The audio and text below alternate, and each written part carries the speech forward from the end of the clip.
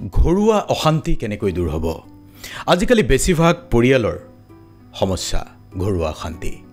স্বামী স্ত্ৰীৰ মাজত মতানৈক্য, স্বামীয়ে নিশা দেৰিকৈ আহে, পত্নীয়ে স্বামীৰ প্ৰতি যত্নবান নহয়, শাহুৱেকে বোৱাৰীয়েকক মানুহ বুলি গণ্য নকৰে, সন্তানে কথা নুশুনে, ঘৰখনৰ ডেকা ল'ৰাটো দেৰিকৈ ঘৰ সোমায়, একোটা উপাৰ্জন কৰিবলৈ চেষ্টা নকৰে, ইচ্ছা নকৰে। আনকি এনেকুৱাও হয় যে ঘৰখনত কোনেও কাকো গুৰুত্বই নিদিয়ে।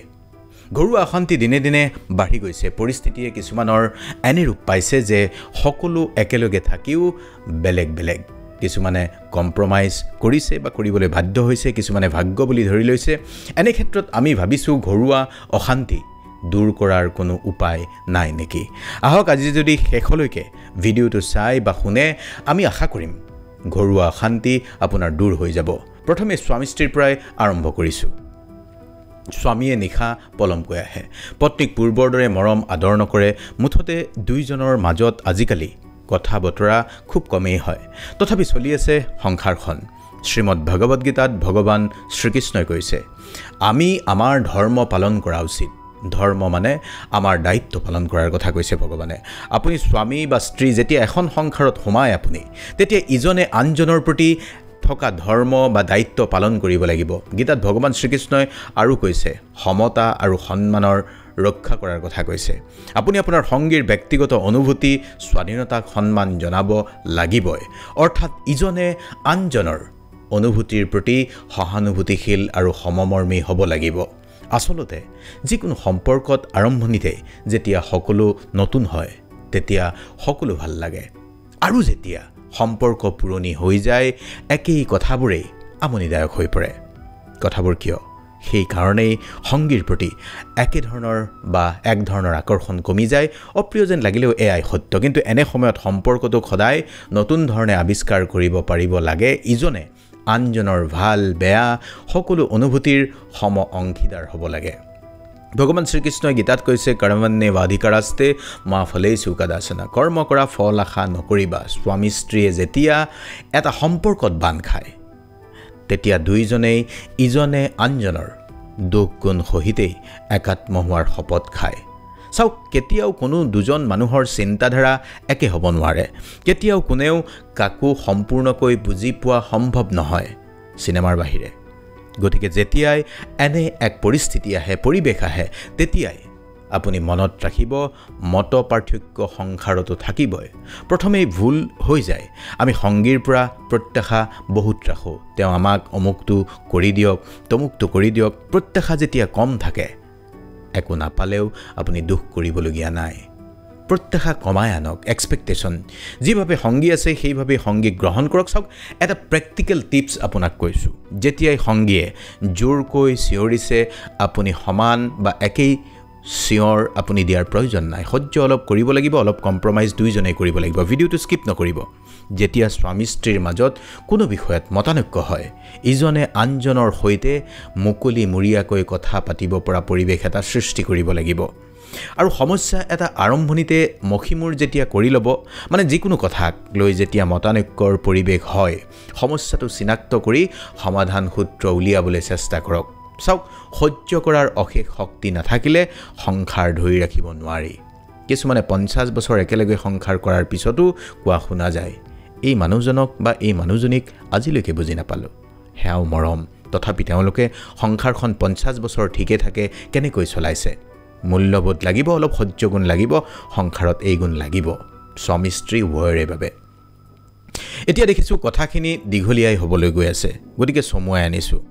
ঘৰুৱা অশান্তিৰ ক্ষেত্ৰত আপোনাক আমি পৰ্যবেক্ষণ আৰু অধ্যয়নৰ আধাৰত পোৱা সঁচা কথা কেইটামান এই মুহূৰ্তত ক'বলৈ লৈছোঁ। আজিকালি বেছিভাগ মানুহে ভিৰৰ মাজত থাকিও বহুতেই অকলশৰীয়া। দেখাত বহু মানুহৰ মাজত পৰিবেষ্টিত হৈ থাকে, কিন্তু তেওঁলোকো নিসংগ। গতিকে নিসংগ মানুহে সকলো যন্ত্ৰণা ঘৰখনতেই ফালি দিব বিচাৰে। স্বামী সন্তানৰ পৰা বৃদ্ধজনলৈকে সকলোৰে মনৰ ভিতৰত এজাক ধুমুহা যেতিয়া বলি থাকে, তেতিয়া অলপ বুজক ঘৰখনত কোনে কি পৰিস্থিতিত কি আচৰণ কৰিছে, কি অশান্তি কৰিছে। ঘৰখনত এজন সদস্য এনে থাকিব যিয়ে এই কথাখিনি অলপ হ'লেও বুজিব লাগিব। শুনক, এইখিনি কথা শেষলৈকে শুনাৰ ধৈৰ্য যদি আছে, আপুনি যদি আপোনাৰ ঘৰখনৰ সমস্যাটো ঘৰুৱা অশান্তিটো দূৰ কৰিব বিচাৰিছে এমাহতে দূৰ কৰিব পাৰিব 10টা কথা কৈছোঁ সকলোৱে মনত ৰাখক ঘৰৰ প্ৰতিজন সদস্যই নম্বৰ 1 ঘৰখনত কিহৰ কাৰণে অশান্তি হৈছে চিহ্নিত কৰক আৰ্থিক সমস্যা বুজাবুজিত অসুবিধা পিতৃ-মাতৃৰ সৈতে মতপাৰ্থক্য নে অন্য কিবা প্ৰথমে আটাইতকৈ বেছি ডাঙৰ সমস্যাটো চিহ্নিত কৰক তাৰ পিছত সম্ভাৱ্য 3টা অপচন সমাধান উলিয়াওক নম্বৰ 2 পৰিয়ালৰ সদস্যৰ মাজত মুকলিমূৰীয়া আলোচনাৰ পৰিৱেশ এটা সৃষ্টি কৰক ঘৰুৱা অশান্তিত ভুগি থকাতকৈ বেছি ভাল কথাটো হ'ল যে সকলোৱে একেলগে বহি আলোচনা কৰিব পৰাটো এই যে 1 নম্বৰত কলো 3টা সম্ভাৱ্য সমাধান অপচন উলিয়াই লৈ বহক কোনেও খং ৰাগ নকৰি নিজৰ নিজৰ মতামত ব্যক্ত কৰক ইজনে আনজনৰ মতামত ধৈৰ্য সহকাৰে শুনক তাৰ পিছত সকলোৰে নিজৰ নিজৰ মনোভাৱ ব্যক্ত কৰক এই আলোচনাত কোনেও কাকো দোষ ঠেলি নিদি নিজৰ নিজৰ কথাখিনি ব্যক্ত কৰক চাব সমস্যা সমাধানৰ পথ ওলাইছে এটা কথা মনত ৰাখিব সৰুৰে পৰা ডাঙৰলৈ যিয়েই কথা নকক প্ৰত্যেকে মনোযোগ দি শুনিব লাগিব কোনেও কাৰো কথাৰ ওপৰত কথা ক'ব নোৱাৰিব অৰ্থাৎ প্ৰত্যেকেই ভাল শ্ৰোতা হওক কথাখিনি শুনি যাওঁতে শুনোতাই সিজনৰ ঠাইত নিজকে অলপমান সময় ভাবি চাওকচোন কেতিয়াও নিজৰ সিদ্ধান্তই জাপি দিম বুলি বদ্ধমূল ধাৰণা এটা লৈ কথা চলি থাকোতেই কথাৰ মাজত কথা নকব প্ৰথমে ধৈৰ্য সহকাৰে শুনক আপোনাৰ পৰিয়ালৰ কোনোবা এজনে কিবা এটা কৈ আছে তেওঁৰ প্ৰতি সমমৰ্মিতা ৰাখক জোৰকৈ হলেও দয়াশীল হওক তেওঁৰ প্ৰতি এই যে আপোনাক কলো যিকোনো সমস্যাৰ 3টাকৈ সম্ভাৱ্য সমাধান উলিওৱাৰ কথা অলপ কম্প্ৰমাইজ কৰি হলেও সৰ্বসন্মত সিদ্ধান্ত এটাত আহিব পাৰিবই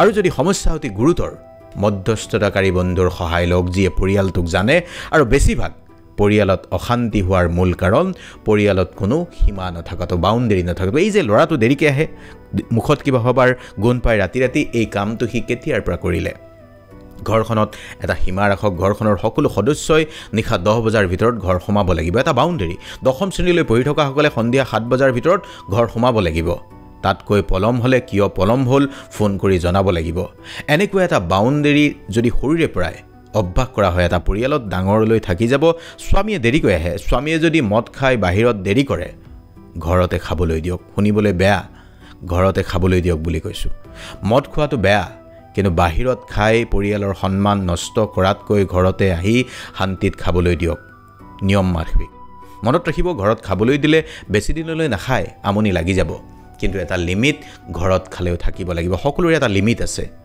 এটা বাউণ্ডেৰী ঘৰখনত বান্ধি লওক এইবোৰ কথাই আমাৰ ভগৱত গীতা সকলোতে বিভিন্ন ধৰণে লিখা আছে কিয় এটা পৰিয়ালত ক্ষমা কৰাৰ অভ্যাস থাকিব লাগে কোনোৱে কিবা এটা ভুল কৰাৰ পিছত এবাৰ কৰিছে দুবাৰ কৰিছে ক্ষমা কৰি দিব লাগে পৰৱৰ্তী সময়ত নকৰিবলৈ কিয় হকিয়নি দিব লাগে কিন্তু সদায় একেটা কথাকে চেপেটা কৰি থকাটো বেয়া ঘৰখন এখন দেশৰ নিচিনাই শাসক বিৰোধী সকলো থকাটো ভাল সদনৰ মজিয়াত হোৱা আলোচনাৰ দৰে যুক্তি তৰ্ক সকলোৱে কৰা ভাল কিন্তু সমাধান সৰ্বসন্মত হ'ব লাগে সকলো পজিটিভ হ'ব লাগে ইজনে আনজনৰ প্ৰতি শ্ৰদ্ধাশীল দয়াশীল হ'ব লাগে মনত ৰাখিব ঘৰখন একগোট হৈ কথা পাতিব পৰা পৰিৱেশ এটা সৃষ্টি কৰিব পাৰিলেই আপোনাৰ ঘৰুৱা অশান্তি দূৰ হ'বলৈ বেছি সময় নালাগে হাউবাৰী কথা কৈছো সমস্যা খুটকাট অলপ থাকিব সকলো কথাই উত্তৰ দিয়াৰ প্ৰয়োজন নাই সকলো কথাতেই ভুলি লোৱাৰ প্ৰয়োজন নাই সহ্য কৰাৰ শক্তিও অলপ লাগিব ইজনে আনজনক সহ্য অলপ কৰিবই লাগিব আৰু যেতিয়া ঘৰখনত কোনো এজন সদস্যৰ বাবে অশান্তি বেছি হয়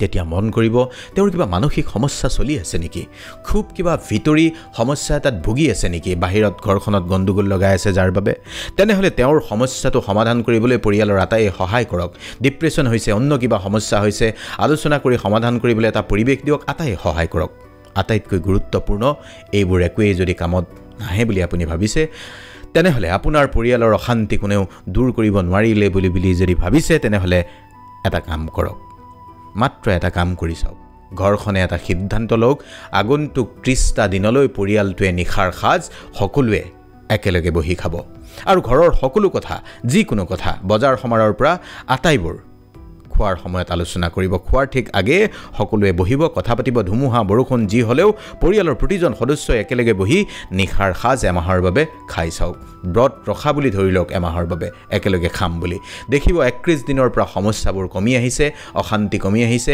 আৰ্থিক অভাৱ থাকিলেও অন্য জটিল সমস্যা থাকিলেও এইবোৰ সমস্যা দূৰ কৰিবলৈ সাহস পাব আজি কথাবোৰ দীঘলীয়াকৈ কোৱাৰ ইচ্ছা আছিল কিন্তু আমনি পাব পাৰে আৰু আপুনি কিবা ক'বলগীয়া আছে বুলি ভাবিছে নেকি আমি যাতে পৰৱৰ্তী ভিডিঅ'ত কথাবোৰ পাতিব পাৰো শুনক যেতিয়া ঘৰ এখনত বা পৰিয়াল এটাত কিবা এটা সমস্যা হয় সেই সমস্যাটো কিন্তু পৰিয়ালটোৱেই সমাধান কৰিব লাগিব পৰাপক্ষত ঘৰুৱা সমস্যাত তৃতীয় ব্যক্তিৰ বা অন্য লোকৰ আবিৰ্ভাৱ হোৱাটো উচিত নহয় যদিও আমি যে মধ্যস্থতাকাৰীৰ কথা কৈছোঁ তেওঁ যদি প্ৰফেচনেল হয় তেওঁ যদি জনা বুজা ব্যক্তি হয় তেওঁৰ পৰা পৰামৰ্শ লওক আৰু অলপ ধৈৰ্য লাগিবই সকলোতে এটা বেলেন্স লাগিব যি বেলেন্সৰ কথা ভগৱান শ্ৰীকৃষ্ণই শ্ৰীমদ ভাগৱত গীতাত কৈ গৈছে যুগে যুগে পৰিয়ালত অশান্তি চলিছে যুগে যুগে প্ৰতিটো মানুহেই ভিন্ন মন লৈ ইহ সংসাৰত জন্ম লৈছে গতিকে প্ৰতিজনৰ কথাত যে সহমতত উপনীত হ'ব তেনেকুৱা কোনো কথা নাই কিন্তু আমাৰ ভাৰতীয় সমাজ ব্যৱস্থাত ইজনে আনজনক কৰা শ্ৰদ্ধা ডাঙৰৰ কথা শুনা ডাঙৰে ভুল কৰিলেও ডাঙৰক কেনেকৈ সন্মান সহকাৰে শুধৰাই দিয়া এইবোৰ গুণ যদি আমি সৰুৰে পৰাই আমাৰ সন্তানক শিকাওঁ সন্তানক যদি তেনে এটা পৰিৱেশত ডাঙৰ দীঘল কৰোঁ ঘৰুৱা অশান্তি কমি থাকিব এইবোৰ কথাও আমি মনোযোগ দিব লাগিব বাকী সমস্যাবোৰ দূৰ হ'ব আলাপ আলোচনা কৰক মুকলিমূৰীয়াকৈ কথা পতাৰ এটা পৰিৱেশ সৃষ্টি কৰক আজিলৈ বিদায় লৈছোঁ আকৌ লগ পাম ভিডিঅ'টো পৰিয়ালৰ প্ৰতিজন সদস্যক শ্বেয়াৰ কৰি দিয়ক আৰু অন্যান্য সকলোকো ইনভলভ কৰি লওক এই কথাটোত ভালে থাকিব নমস্কাৰ